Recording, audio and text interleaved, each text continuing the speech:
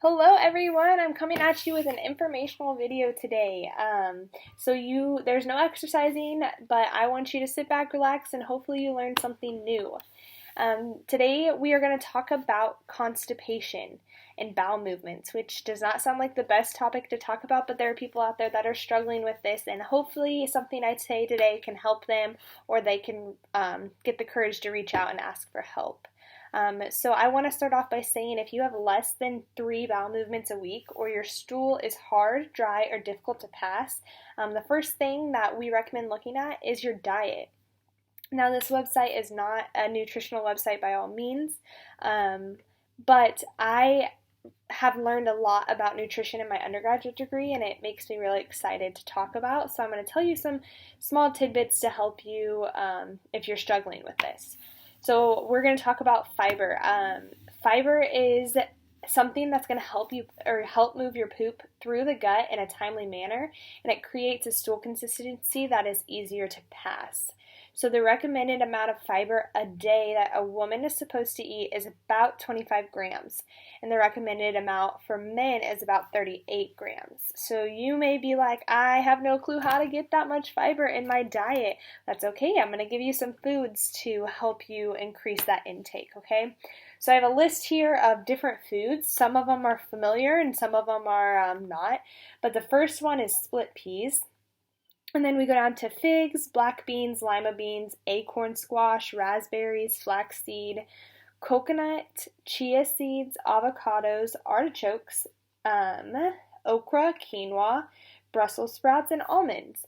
So some of these on the list, you may be like, oh, those are some of my favorite things. I can add that to my diet. Some of them, like Brussels sprouts, you may be like, I am not going to add that to my diet, but thank you for trying. But I just want to give you some tips. I know that it's really easy to hear these things, but how do I add these things to my diet? So flaxseed, do I just eat the flaxseed by itself? No, there are so many different things you can add flaxseed to. So I love adding flaxseed to my overnight oats. I'll just sprinkle a few in, but you can also sprinkle it in your yogurt or your cereal or even your soup. You can also, I know this is hard for some of you to hear, but you can also eat some dark chocolate, and that actually 1 ounce of dark chocolate has 3.1 grams of fiber. So I know people are like, oh, chocolate, but just kidding. Everyone loves chocolate. Eating your fruits and veggies is going to be another important thing about fiber. You're supposed to get 5 to 9 fruits and veggies a day, and a lot of people in this world are not getting 5 to 9 fruits and veggies a day. So if you eat a salad for lunch or a salad or veggies before a meal, it actually leads to a 23% increase in veggie consumption, which is really cool. You can snack on stuff like nuts and fruit and healthy trail mix, nut butters, so like almond butter, vegetables, and other vegetables like carrot sticks. I know carrot sticks and cucumbers and celery, which is kind of odd, but those are some of my favorite things to snack on. You can eat hummus and bean dip, and you can also sprinkle some beans in your salad to help get that black bean consumption. So those are just some tips to help you increase your fiber intake. But I also want to say that not every person that struggles with constipation struggles with fiber intake. Constipation can be caused by a lot of different things, so a high fiber diet is not the only solution to constipation. I am now going to talk to you about some things, something called the rectoanal inhibitory reflex. So it's actually the RAIR. And you may ask what the heck that is, but when you delay pooping, okay, so let me start over. You delay pooping by engaging your pelvic floor muscles, which include the external anal sphincter.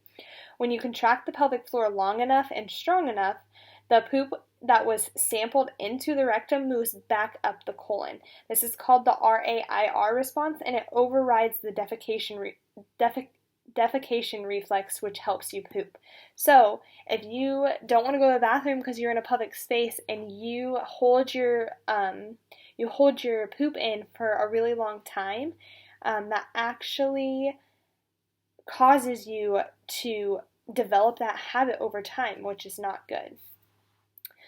So delaying poop also, it's like I said, it makes a habit. So delaying poop makes it more difficult the next time around because the colon absorbs water, which is why I said, or why people say you need to stay hydrated. You need to drink half your body weight in ounces. So it absorbs water, but the longer your stool sits in the colon, the longer it will dehydrate. So then your poop becomes hard and harder to pass as well. So when you think about what your poop looks like, hard separate lumps that kind of look like nuts are not good. But you want to get about like a snake or smooth and soft, which is kind of odd to think about looking at your poop, but that's what you want to aim at. You don't want it to be liquidy, you don't want it to be diarrhea, but you also don't want it to be small pebbles as well.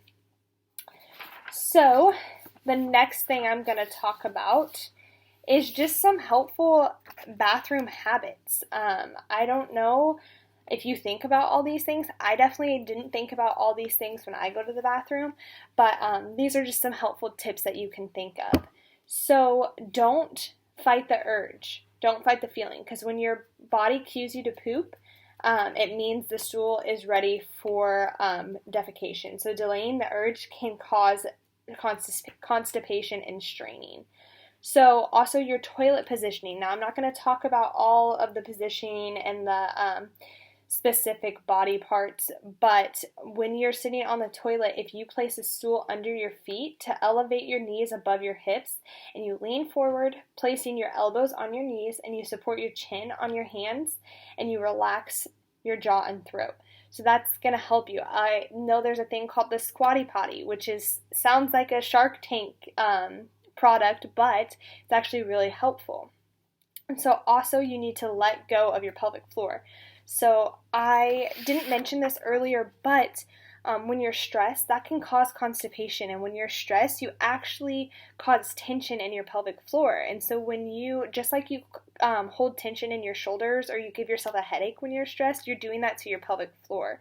And so constant contraction of the pelvic floor muscles can dampen the defecation reflex, which stimulates the urge to poop. So that's why this little helpful tip says to let go of your pelvic floor. If you just relax and just like the positioning, it's going to help. Don't strain. So if you were to Google what like a good angle is, you can see how straining can it's going to force your rectum in a bad position, and it's going to hurt. It's going to make it harder to pass any bowels or pass any stool. And then also the last thing is to limit the toilet time. If you have trouble pooping, abort the mission and try again later, because chances are you don't really need to go. Sitting on the toilet for longer than 5 minutes is going to actually cause more trouble on the pelvic floor. So you want to make sure you limit your toilet time to about 5 minutes. I think that is really all I have for you. I hope you learned something from this video. Like I said, or if I mentioned before, this next video I'm going to show you are some actual exercises that you can use if you are constipated. I'm also going to tell you how to do a bowel massage and maybe some trigger points. So I'm really excited to do that. And I hope you guys join us for the next video. Thank you.